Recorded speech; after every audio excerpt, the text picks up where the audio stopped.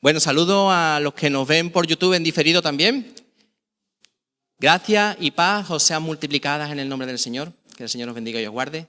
Y estamos contentos de que compartáis con nosotros este tiempo de alabanza y de la palabra del Señor. Gracias. La palabra del Señor que es viva, que es eficaz, que nos estimula, que nos alienta, que nos consuela, que nos aconseja.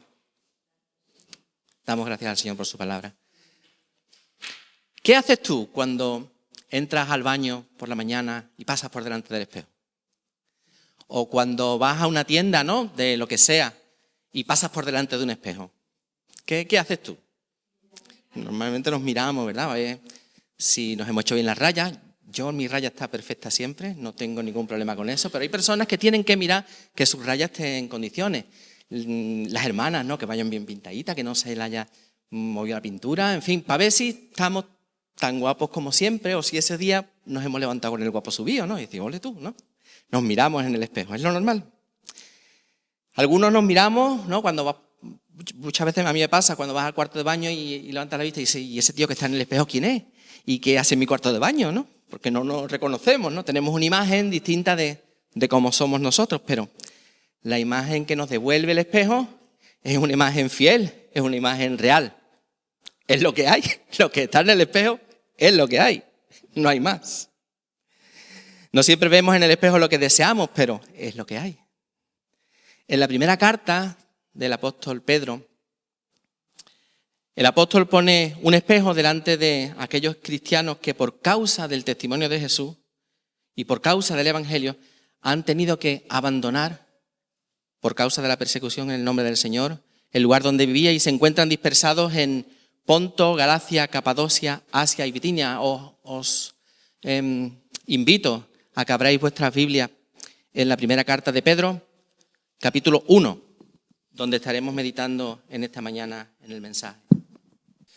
Estos hermanos eran considerados por sus vecinos como malos ciudadanos, de lo peor que había, porque ellos no rendían culto al emperador. Todo el mundo decía, César es Señor, y ellos decían, no, Jesús es Señor. Respetamos al César, pero Jesús es Señor. Y decían, eres un mal ciudadano, no rindes culto al emperador. Son gente incestuosa, porque se casan entre hermanos.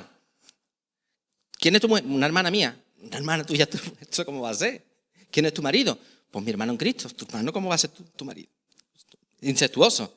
Y hasta caníbales, ¿no? Porque la gente no entendía muy bien cuando participaban de la mesa del Señor y decían, el Señor Jesús dijo, tomad, come, esto es mi cuerpo, y pensaban que estaban comiendo carne humana, así que eran considerados muy malos ciudadanos y gente perversa. Además, ellos adoraban a un carpintero judío que fue crucificado entre otros 2 criminales.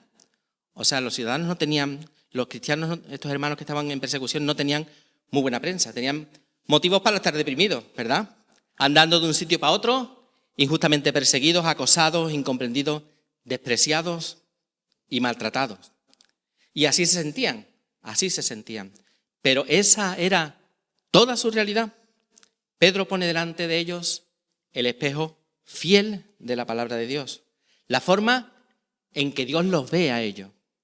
La forma y lo que ellos han llegado a ser por lo que Dios hizo por ellos. Es decir, como ellos son realmente, no como ellos se sienten, sino como son realmente. Veamos la imagen que les devuelve este espejo en el capítulo 1 de la primera carta de Pedro. En el versículo 1 vemos que los llama expatriados, ¿no? En el versículo 17 amplía la idea y dice que son extranjeros y peregrinos.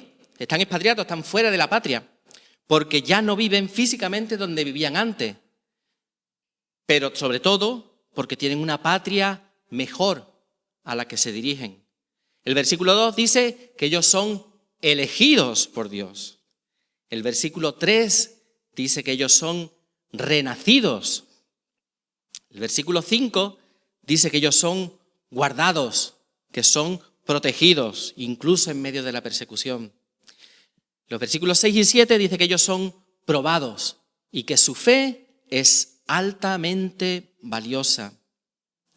Y en ellos se ve el cumplimiento de las profecías, nos dicen los versículos 10 al 12.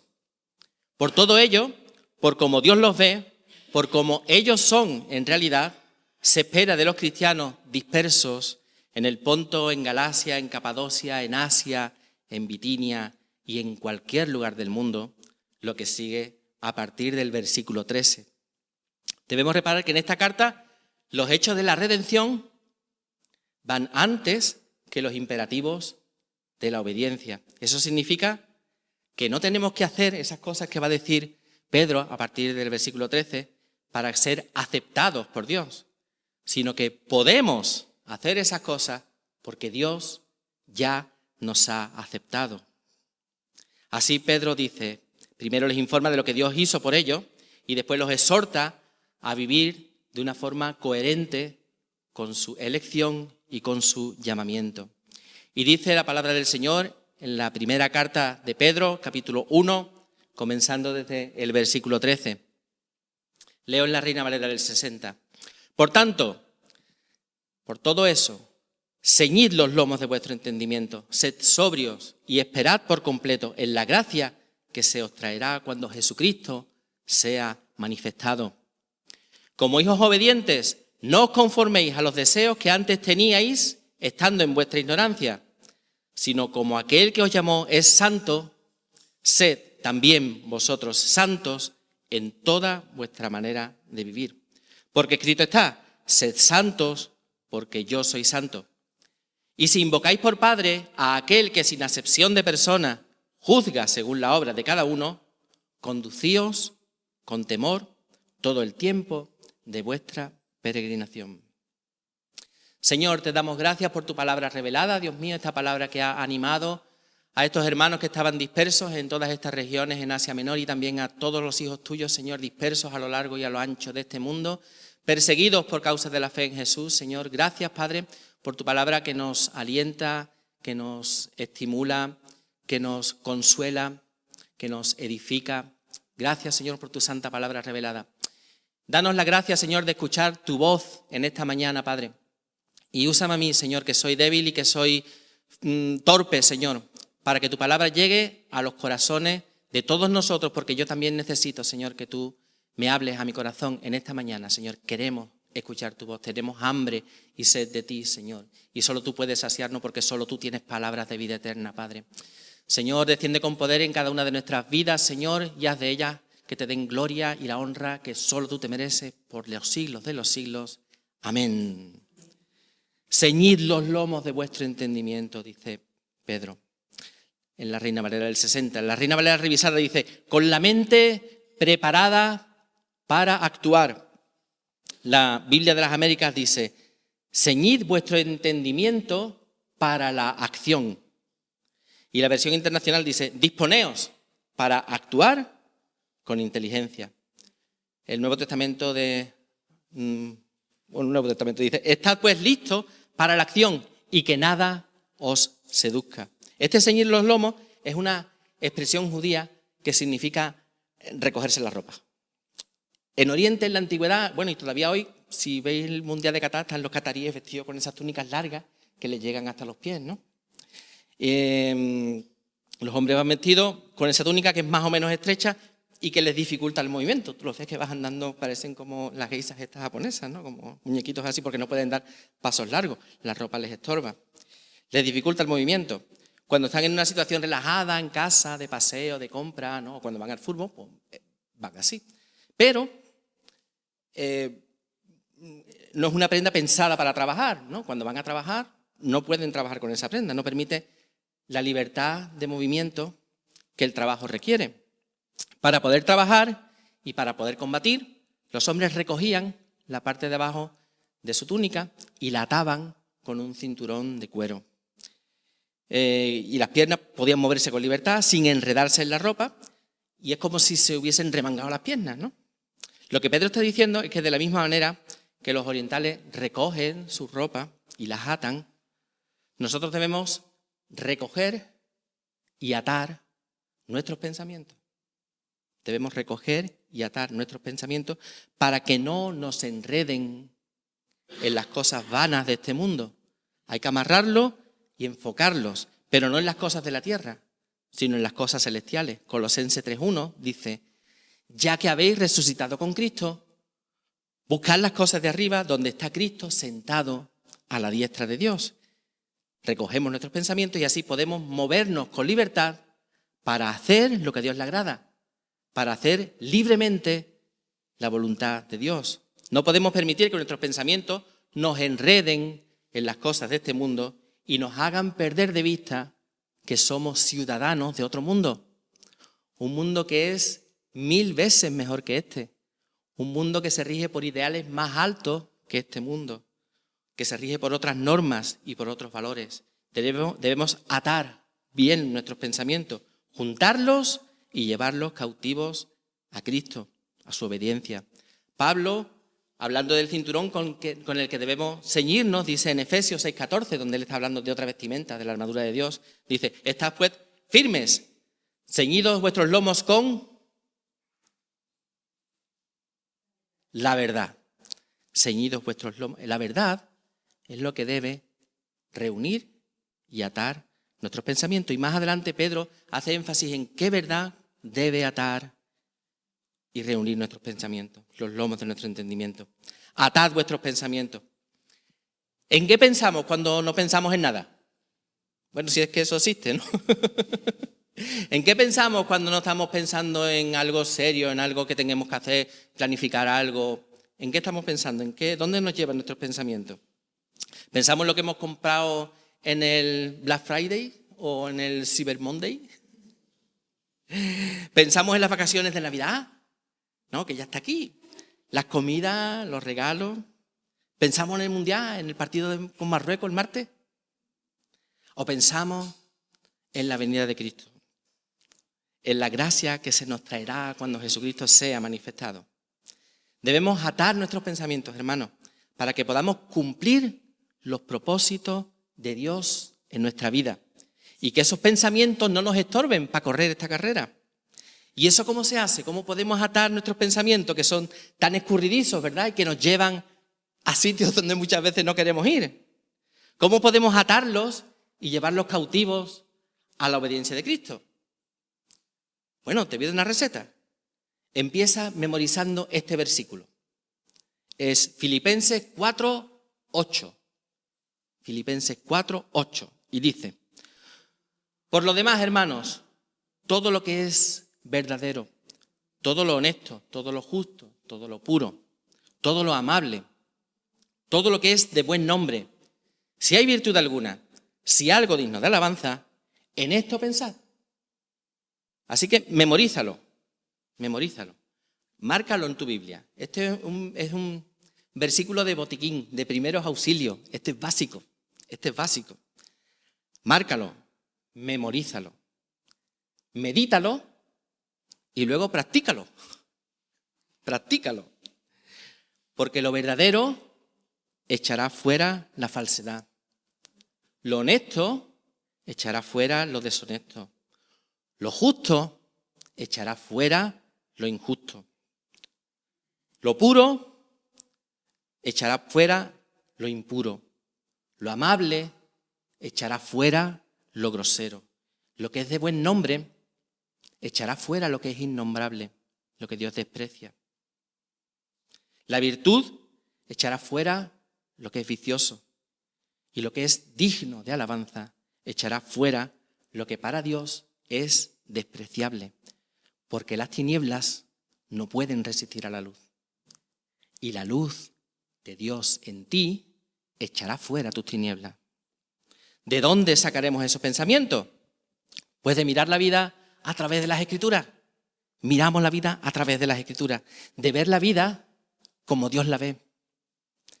De andar con Él, de andar con Dios y de conocerle. Dime con quién andas. Pues si andas con Dios, serás un ser de luz. Más adelante Pedro nos dice también cómo se hace esto de forma más práctica. Ciñe los lomos de tu entendimiento, recoge tus pensamientos. Y dice el versículo 3, sed sobrios. La Biblia de las Américas dice, sed sobrios en espíritu. Y la Nueva Versión Internacional dice, tened dominio propio. La sobriedad tiene que ver con la abstinencia de bebidas alcohólicas y de drogas en sentido literal, es decir, todo aquello que nos proporciona una realidad alternativa, por lo menos mientras duran los efectos del alcohol y de las drogas. Pensemos en estos hermanos perseguidos y en su necesidad de paz, de encontrar un rincón de paz, ¿no? Donde no se sientan perseguidos, agobiados, despreciados.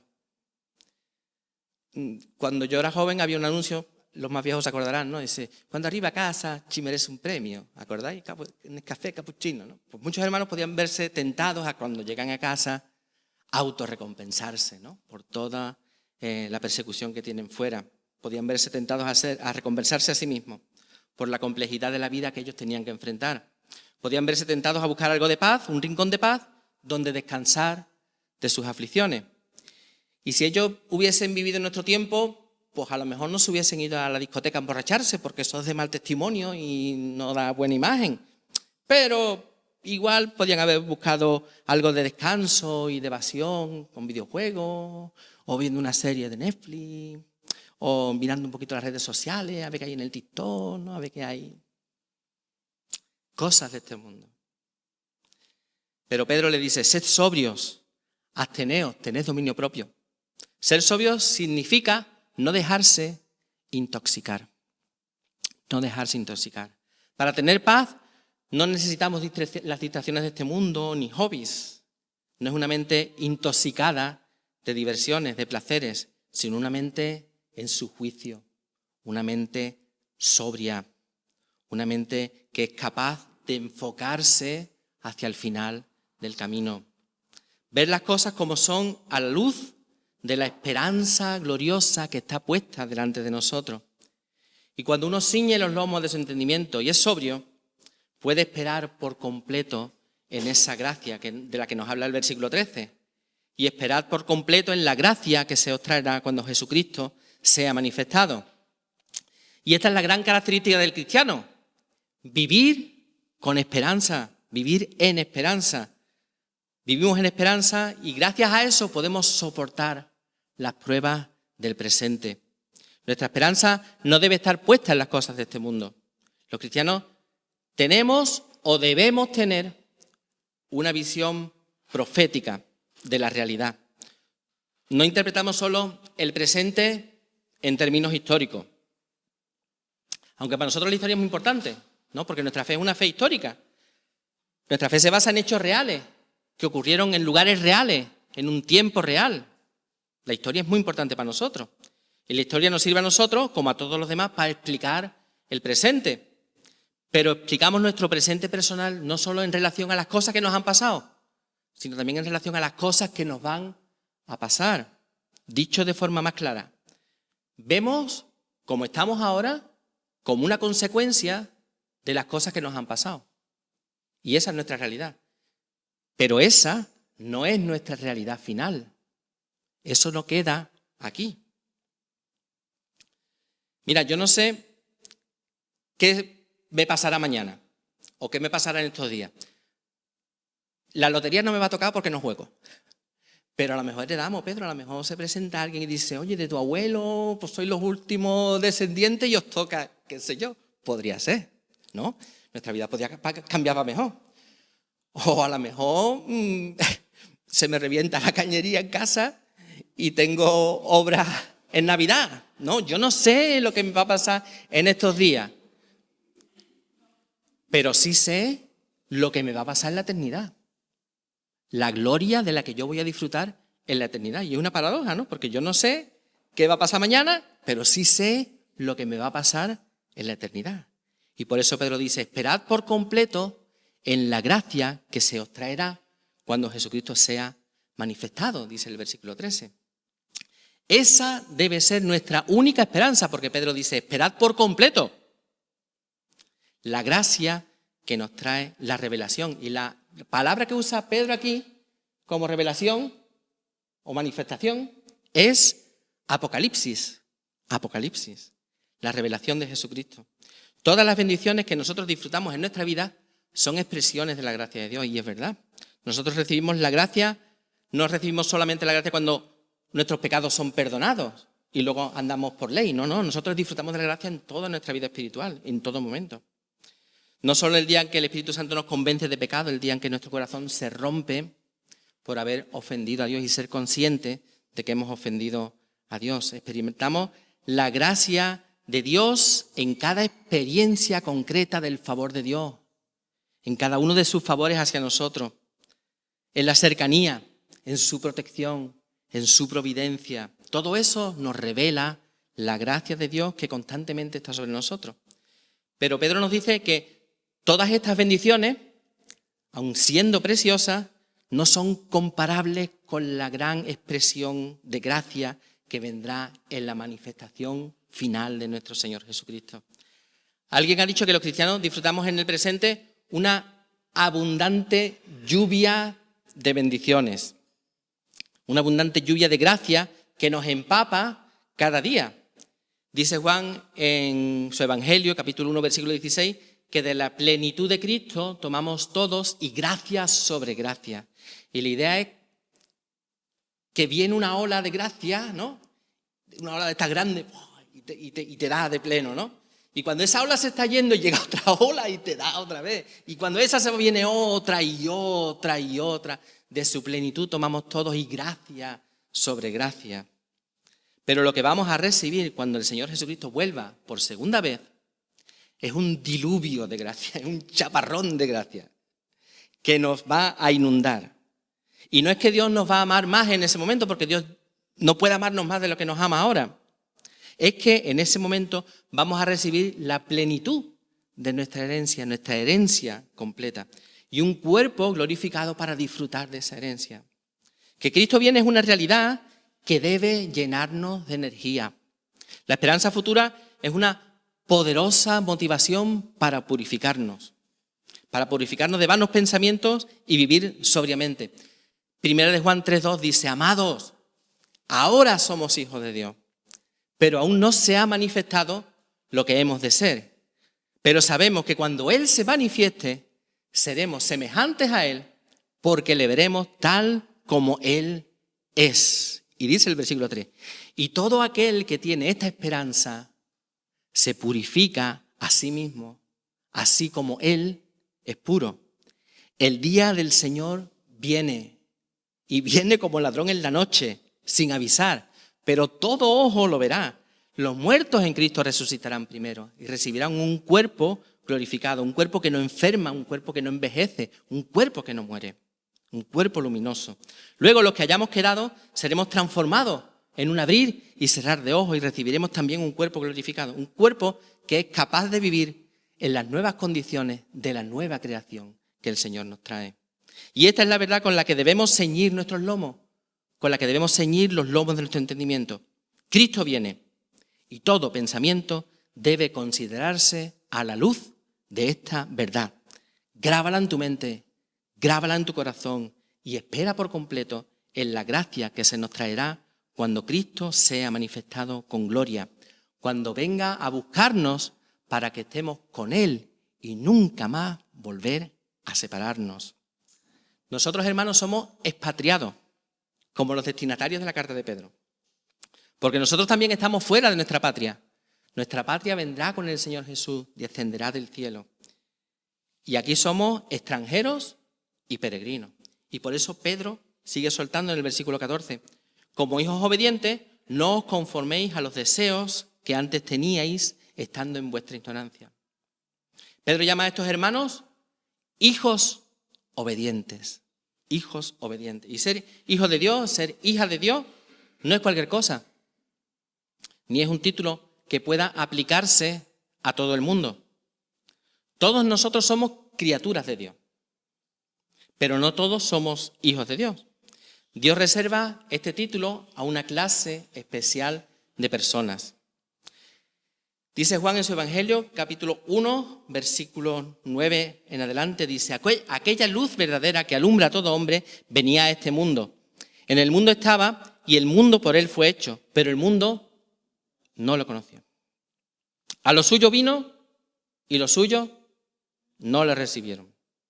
Mas a todos los que le recibieron, a los que creen en su nombre, les dio potestad de ser hechos hijos de Dios, los cuales no son engendrados de sangre, ni de voluntad de carne, ni de voluntad de varón, sino de Dios. Hay dos clases de personas, las que reciben a Jesús y las que no.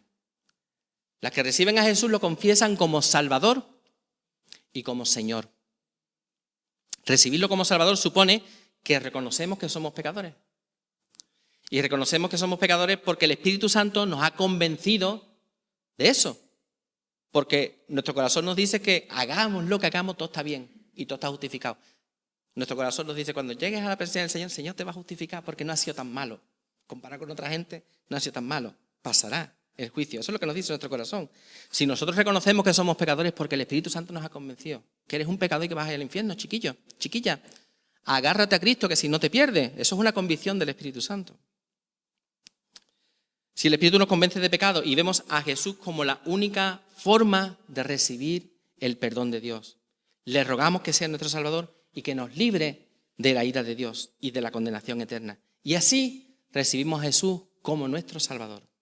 Recibir a Jesús como Señor es entregar nuestras vidas en sus manos sin reserva, completamente, para que Él administre nuestras vidas y para que Él nos gobierne.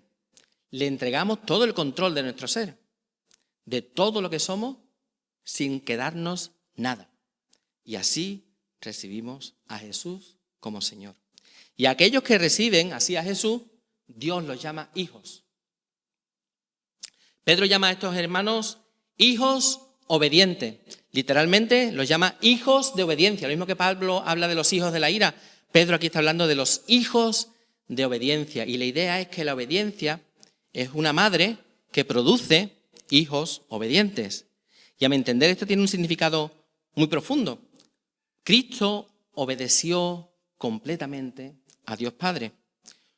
Por su obediencia nosotros somos concebidos, nosotros somos engendrados por la obediencia de Cristo.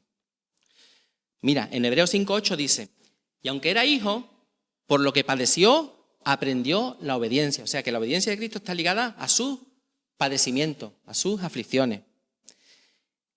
Y Isaías 53:11 dice, hablando también de Jesús, verá el fruto de la aflicción de su alma y quedará satisfecho. Por su conocimiento justificará a mi siervo justo a muchos y llevará las iniquidades de ellos. En virtud de su obediencia, gracias a la obediencia de Cristo, Dios ha otorgado a Jesús señorío sobre su pueblo, señorío sobre nosotros.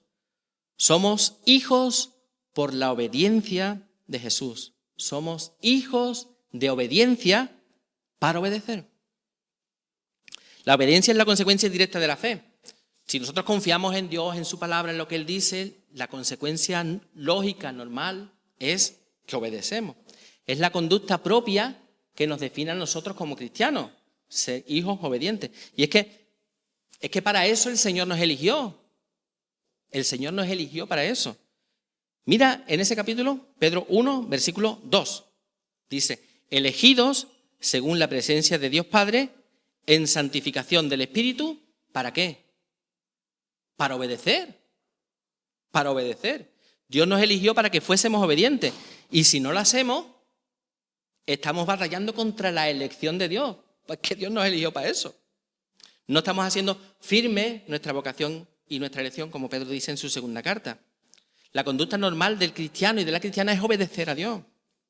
Hacer firme nuestra vocación y elección, lo dice Pedro en 2 de Pedro 1:10.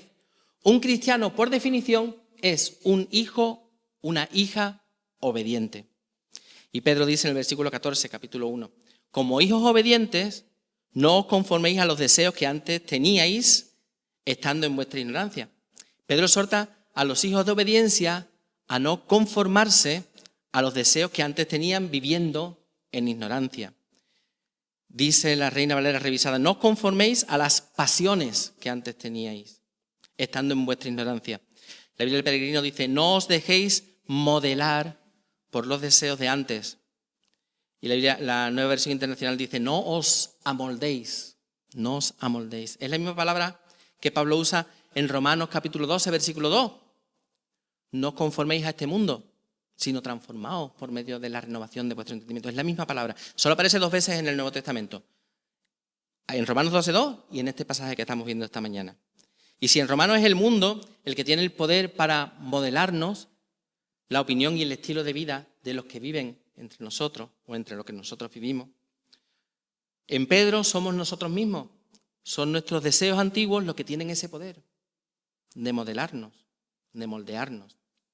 Y es triste escuchar el testimonio de algunas personas que hablan de su pasado como enorgulleciéndose de lo perversos y lo pillos que eran, en vez de hablar de aquel tiempo con lágrimas y con vergüenza. Porque si en Romanos las presiones para amoldarnos vienen de fuera, en este pasaje que estamos considerando en esta mañana, vienen de dentro, y eso es más sutil, es más visceral, es más de nuestras entrañas. Son esos cantos de sirena que escuchamos dentro de nosotros, que vienen de nuestro pasado, de nuestra vieja naturaleza, del tiempo en que vivíamos en ignorancia, porque éramos ignorantes. Antes de que Dios nos hiciera renacer para esta esperanza viva, vivíamos sin saber quién es Dios.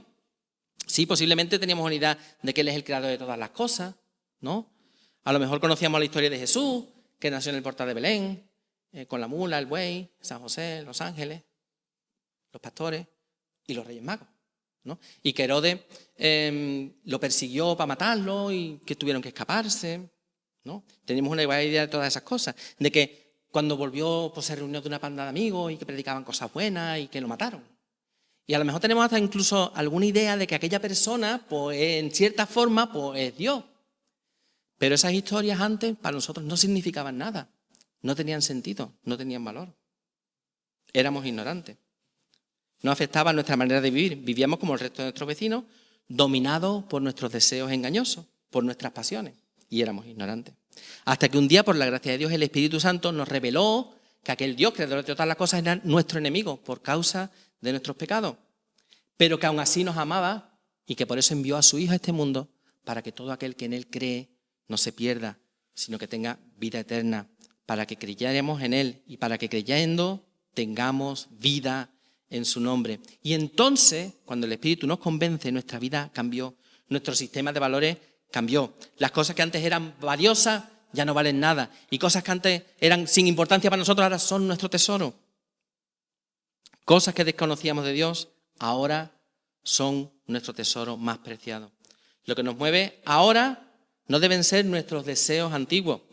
La persona sin Dios busca hacer lo que piensa que es su voluntad, pero su voluntad está dominada por sus pecados y por sus pasiones. La persona renacida busca hacer lo que sabe que es la voluntad de Dios, porque tiene un nuevo entendimiento de las cosas, una nueva manera de ver el mundo, una nueva manera de entenderlo a la luz de la palabra de Dios. Y eso no significa que nosotros nunca nos equivocamos, que somos perfectos, que no flaqueamos, que no tropezamos y que no caemos, porque esos deseos siguen estando ahí. Un poquito más adelante, Pedro en el capítulo 2, versículo 11, dice: Amado, yo os ruego como extranjeros y peregrinos que os abstengáis de los deseos carnales que batallan contra el alma. Eso no ha dejado, la batalla no ha terminado. Esto sigue siendo una batalla. Los deseos carnales que batallan contra el alma. La diferencia es que ahora tenemos una nueva disposición, de que ahora no nos rendimos a los deseos, no nos rendimos a esos deseos, no nos dejamos moldear por esos deseos, nos rebelamos, no nos conformamos, porque ya no somos ignorantes, Ahora conocemos que estamos en guerra contra esos deseos y tenemos una nueva capacidad que nos permite ir contra nuestras inclinaciones naturales para obedecer a Dios. Por eso el creyente se avergüenza y se duele cuando es vencido por el pecado, mientras que el incrédulo se molesta cuando son frustrados sus deseos y no puede hacer lo que quiere. Versículo 14. Como hijos obedientes, no os conforméis a los deseos que antes teníais estando en vuestra ignorancia, sino como aquel que os llamó es santo, sed también vosotros santos en toda vuestra manera de vivir. Ahora Pedro le está diciendo, y ahora, además de todo esto, sed santos.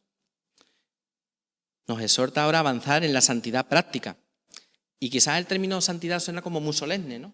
Como una cosa alejada de la vida práctica normal. Un sueño lejano, inalcanzable, un ideal, ¿no?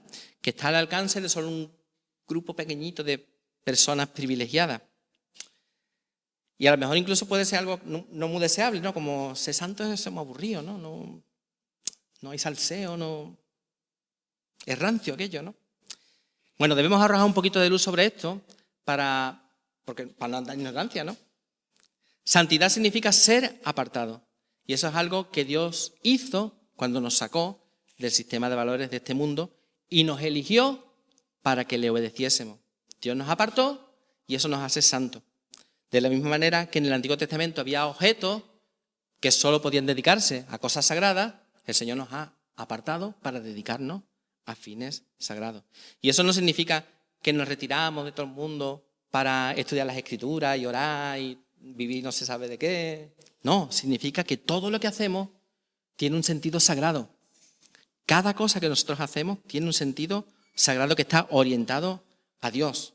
Dios nos hace santos para que todo lo que hagamos le dé la gloria a Él. La santidad, entonces, no es exclusiva de un grupo de personas selectas que han alcanzado un grado de perfección moral sublime. La santidad es la forma en que Dios ha pensado que todo su pueblo le dé gloria a Él. Santidad no es sinónimo de tristeza ni de aburrimiento. La imagen de un cielo aburrido donde todo es blanco y la gente toca las arpas, ¿no? Que es aburrido y que en el infierno hay rock and roll y marcha y eso. Eso es una mentira del diablo, eso es una mentira satánica. Eso es el plan de marketing que tiene Satanás, porque Satanás tiene que hacer más atractivo. Fíjate tú el trabajo de Satanás. Tiene que hacer más atractivo el infierno que el cielo. Y lo triste es que hace un marketing tan bueno que mucha gente se lo cree. Mucha gente piensa que el cielo es una cosa más aburrida, que el infierno hay gente enrollada. O sea que en ese sentido Satanás es un experto en marketing. Pero ni la vida en la presencia de Dios es aburrida, ni la santidad es rancia. Dios no es un Dios amargado, Dios es un Dios feliz. La felicidad de Dios va desde la eternidad pasada hasta la eternidad futura, pasando por el presente. Dios es feliz y Dios quiere compartir su felicidad con su pueblo. Dios quiere compartir su felicidad con su pueblo. Cuando Él nos exhorta en su palabra que seamos santos, es que Él sabe que la única forma en que podemos adquirir y que podemos gozar de esa felicidad es siendo santos. No hay otra manera de disfrutar del gozo del Señor más que siendo santos. Mira, el Salmo 19, versículo 8 dice, este es bueno, dice, los mandamientos de Jehová son rectos. Dice, y alegran el corazón. Y alegran el corazón. Los mandamientos de Jehová son rectos y alegran el corazón. Y el Señor Jesús hablando con sus discípulos, Juan capítulo 15, desde el versículo 10 dice, si guardareis mis mandamientos, permaneceréis en mi amor, así como yo he guardado los mandamientos de mi Padre y permanezco en su amor. Estas cosas os he hablado para que mi gozo esté en vosotros, mi gozo esté en vosotros, guardando los mandamientos.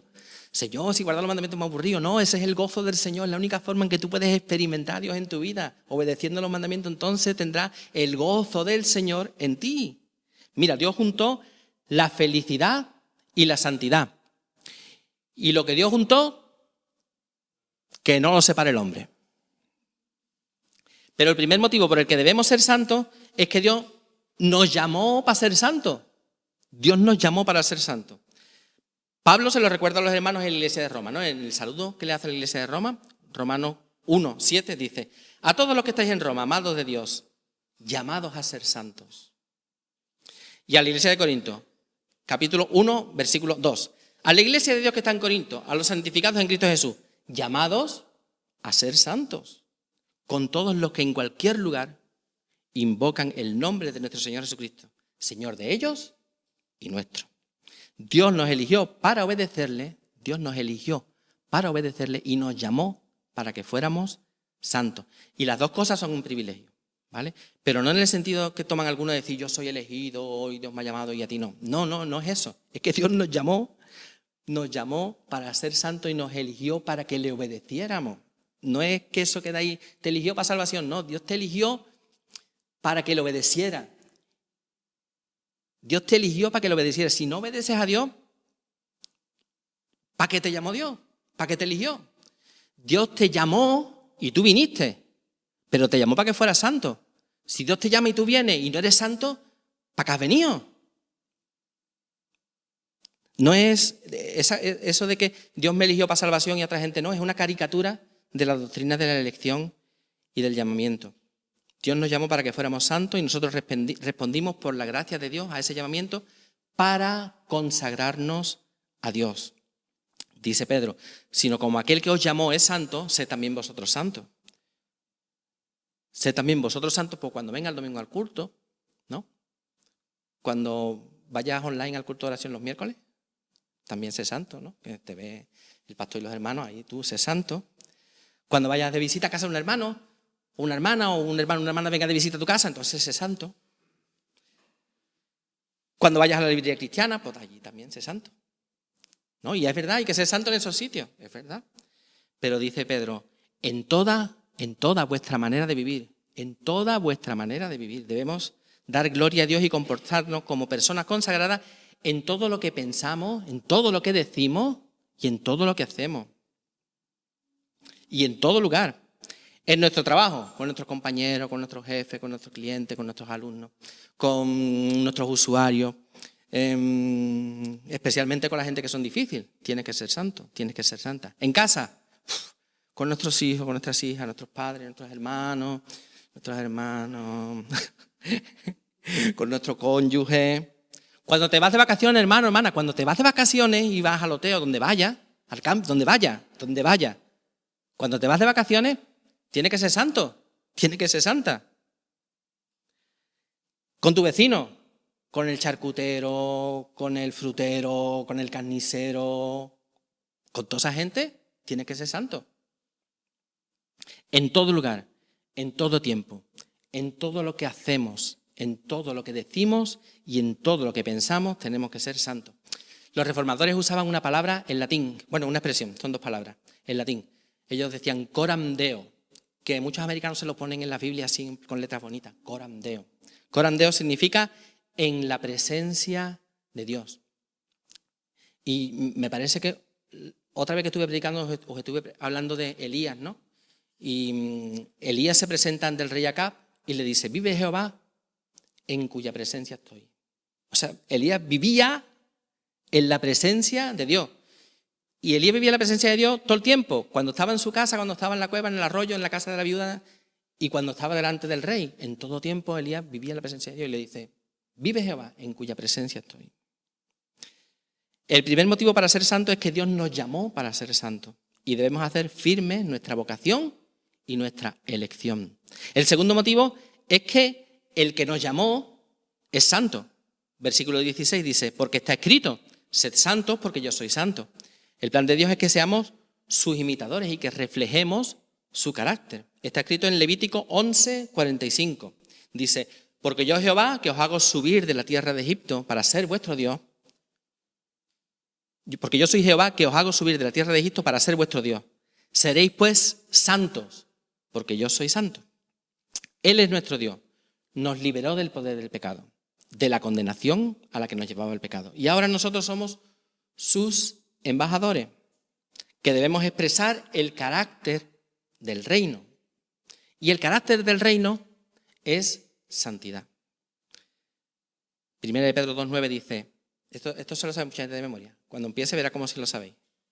Muchos sin decirlo ya lo saben. Mas vosotros sois linaje escogido, real sacerdocio, nación santa, para que anunciéis.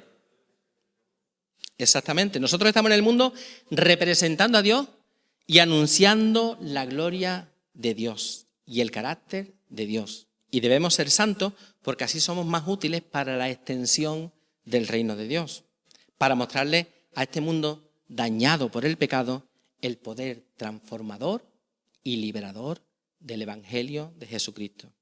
Porque escrito está, sed santos porque yo soy santo. Y si invocáis por Padre a aquel que sin asesión de personas juzga según la obra de cada uno, conducíos con temor todo el tiempo de vuestra peregrinación. Pedro a estos hermanos antes los ha llamado hijos obedientes y es lógico que los hijos de Dios invoquen a Dios como Padre. Dios es Padre y como tal, Él vela por sus hijos, tiene cuidado de sus hijos. Él nos ha adoptado y nos ha dado las bendiciones que pertenecen a su Hijo unigénito, a Jesús. Una de estas bendiciones es la herencia que gozaremos plenamente en la manifestación gloriosa de nuestro Señor Jesucristo. Dios es Padre de sus hijos, pero también es un juez que juzgará a todos según sus obras y sin favoritismo. Para las personas que no se han arrepentido real y conscientemente de sus pecados, esto significa condenación. Porque nadie puede justificarse delante de Dios por sus obras. Al contrario, nuestras obras nos llevan al infierno. Gálatas 2:16 dice, sabiendo que el hombre no es justificado por las obras de la ley, sino por la fe de Jesucristo. Nosotros también hemos creído en Jesucristo para ser justificados por la fe de Cristo y no por las obras de la ley. Por cuanto por las obras de la ley nadie será justificado.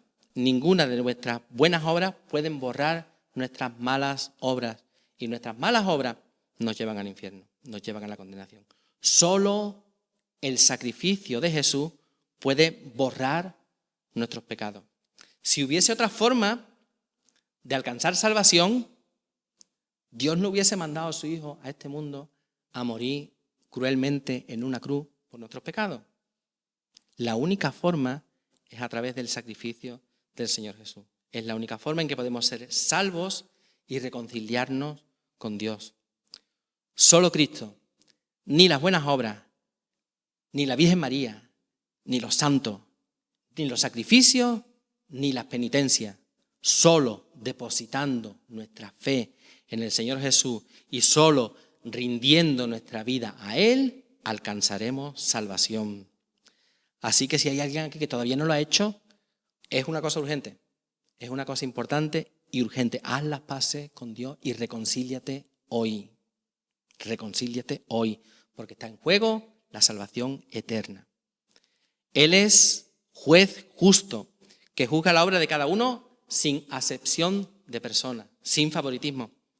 Y también a sus hijos, aquellos que somos justificados por la fe, también compareceremos ante el tribunal de Cristo. No para ver si somos o no somos justificados, sino para responder por nuestras obras y la motivación que hay detrás de nuestras obras. 1 Corintios 3:13 dice, la obra de cada uno se hará manifiesta porque el día la declarará. Pues por el fuego será revelada y la obra de cada uno, cual sea, el fuego la probará. Si permaneciere la obra de alguno que sobreedificó, recibirá recompensa. Si la obra de alguno se quemare, él sufrirá pérdida. Si bien, él mismo será salvo, aunque así como por fuego. Dios es Padre y Dios es juez, por lo que debemos conducirnos con temor todo el tiempo de nuestra peregrinación. La Biblia de Martín Nieto dice, comportaos respetuosamente mientras estáis de paso en este mundo. Y la versión internacional dice, vivid con temor reverente, que eso nos gusta mucho a nosotros, el temor reverente, ¿no? Para explicar lo que es el temor de Dios. El temor reverente, mientras seáis peregrinos en este mundo. ¿Y qué es el temor este de que nos habla la Biblia? Si este temor significa miedo y significa terror, tenemos un problema. Porque la Biblia creo que dice más de 365 veces, no temas. Y estaríamos en una contradicción. Y la Biblia no se contradice. Entonces, ¿qué significa el temor de Dios? Mira, nosotros podríamos coger un diccionario y buscar lo que pone ahí temor, ¿no? Y así tendríamos la opinión, pues, de los hombres de letras, de los académicos de la lengua, ¿no? Sobre lo que ellos entienden que es el temor. Pero como seguro que ya me he pasado del tiempo, vamos a ver qué es lo que dice Dios, que es el temor, ¿no? Que es lo que nos interesa a nosotros. Tenemos que ir a la palabra de Dios y ver qué es lo que dice Dios, que es el temor. Proverbios 8:13 dice, aquí hay una definición del temor de Dios. El temor de Jehová es el principio de la sabiduría. Sí, podemos empezar por ahí y darle muchas vueltas, pero es que ya me he pasado el tiempo, hermana. Ya voy a la yugular, al grano. Proverbios 8:13 dice, el temor de Jehová es aborrecer el mal. El temor de Jehová es aborrecer el mal. El temor de Dios, entonces, según la palabra, consiste en aborrecer el mal. Y aborrecemos el mal porque es lo que Dios aborrece. O sea, significa, tenemos que ponernos de acuerdo con Dios en las cosas que a Dios le parecen malas. Y siguiendo esta línea, encontramos Romanos 12:9, que dice, el amor sea sin fingimiento, aborrecer lo malo, que es lo que decía Proverbio, seguir lo bueno. O sea, odia el mal, ama el bien, porque Dios odia el mal y Dios ama el bien. Así es que el temor de Dios es ponerse de acuerdo con Dios en lo que está mal y en lo que está bien. Tiene que ver más con eso, con compartir la opinión de Dios, que con el miedo. Y eso es importante porque no siempre estamos de acuerdo con la opinión de Dios acerca de las cosas. En Lucas 16:15 Jesús les hablaba a los fariseos y les decía, vosotros, leo en la Nueva Versión Internacional, dice, vosotros os hacéis buenos ante la gente, pero Dios conoce vuestros corazones. Daos cuenta de que aquello que la gente tiene en gran estima, es detestable delante de Dios. Así que es importante saber qué cosas para nosotros son de gran estima y que Dios considera que son tonterías. Porque puede ser que muchas cosas que para nosotros sean, ¡guau! Esto es súper importante, Dios diga, eso no vale nada. Y más importante, también habrá cosas que para Dios sean importantes y nosotros digamos, eso no es nada. Así que solo hay un sitio en el que podemos obtener información acerca de cuáles son las opiniones de Dios y es su palabra. Solo en su palabra encontramos las opiniones de Dios. Debemos conocerla, hermano, debemos leerla, debemos meditarla, debemos estudiarla, pero sobre todo, debemos practicarla y así obtendremos salvación y vida eterna. En el pasaje que hemos tratado brevemente esta mañana, Pedro nos dice que los hijos de Dios no pertenecemos a este mundo, que somos peregrinos, que estamos aquí de paso, hermanos, hermanas, estamos aquí de paso, estamos camino de la patria celestial, por lo que debemos atar nuestros pensamientos, tener dominio propio y tener puesta la mirada en la venida de nuestro Señor Jesucristo, que no debemos ser moldeados por los deseos que teníamos antes cuando vivíamos en ignorancia, porque ya no somos ignorantes. Que tenemos que ser santos como Dios, quien nos llamó, es santo. Y que esto debe estar presente en toda nuestra manera de vivir. Pedro nos dice que tenemos que ponernos de acuerdo con Dios en las cosas que debemos valorar y en las cosas que debemos despreciar. Esta es la forma de andar con Dios. Esta es la forma de temer a Dios. Reconócelo en todos tus caminos y Él enderezará tus veredas. Conócelo por medio de lo que Él ha revelado en las Escrituras y tendrás salvación y vida eterna. Solo a Dios sea la gloria. Señor, te damos gracias por tu palabra, Dios mío, y queremos, Señor, ser agradables a ti, Dios mío, que nuestra vida sea una vida de santidad que refleje tu carácter y te dé a ti la gloria, la honra que solo tú te mereces por los siglos de los siglos. Amén.